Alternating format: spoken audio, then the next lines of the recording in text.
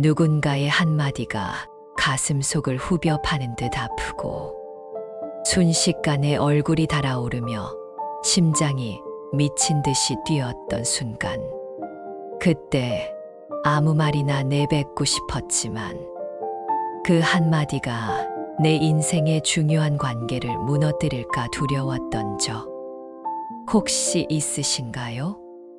오늘은 그 불타오르는 순간을 지혜롭게 다스려 후회 없는 선택을 하는 방법을 이야기합니다.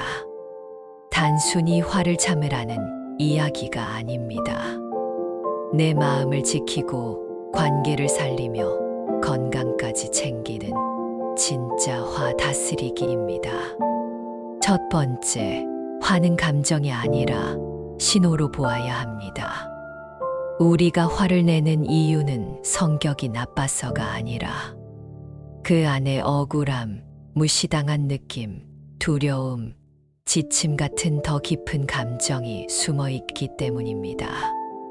화는 마음이 보내는 경고입니다. 따라서 무조건 억누르지 말고 먼저 왜 화가 났는지를 살펴야 합니다. 두 번째, 화가 치밀 때 멈춤 버튼을 누르십시오. 이 순간 뇌는 이성을 끄고 본능을 켭니다. 그때 하는 말과 행동은 대부분 후회로 돌아옵니다. 눈을 감고 5초 동안 깊게 들이마시고 5초 동안 내쉬는 것. 이 10초가 이성을 되찾고 감정을 안정시키는 황금 시간입니다. 세 번째, 말하기 전 필터를 거치십시오. 화난 상태의 말은 칼과 같습니다. 이 말이 지금 꼭 필요한가? 상대를 나아지게 하는가? 상처 주는가?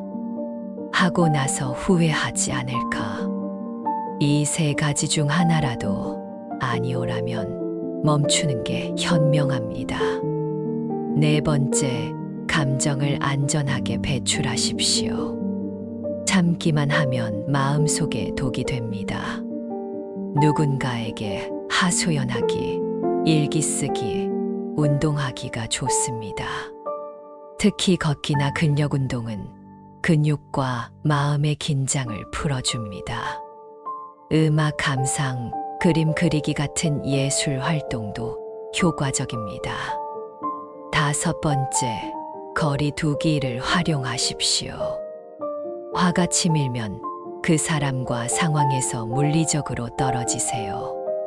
자리에서 일어나 화장실에 가거나 바람을 쐬는 것만으로도 감정이 가라앉습니다.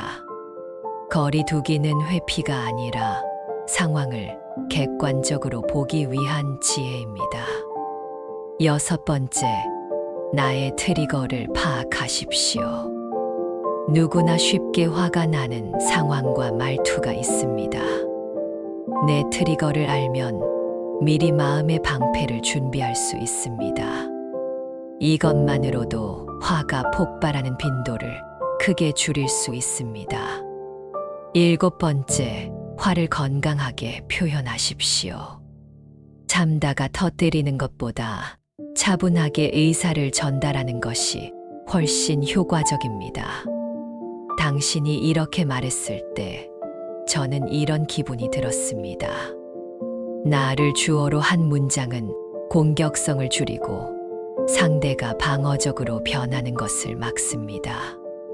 여덟 번째, 과거의 화를 끌고 다니지 마십시오. 이미 끝난 일에 대한 분노는 내 마음과 몸을 먼저 지치게 합니다. 과거의 일은 교훈만 남기고 감정은 흘려보내야 합니다. 용서는 상대를 위한 것이 아니라 나를 위한 해방입니다. 아홉 번째, 건강관리가 곧 화 관리입니다. 수면 부족, 과로, 영양 불균형은 작은 일에도 화를 크게 만듭니다.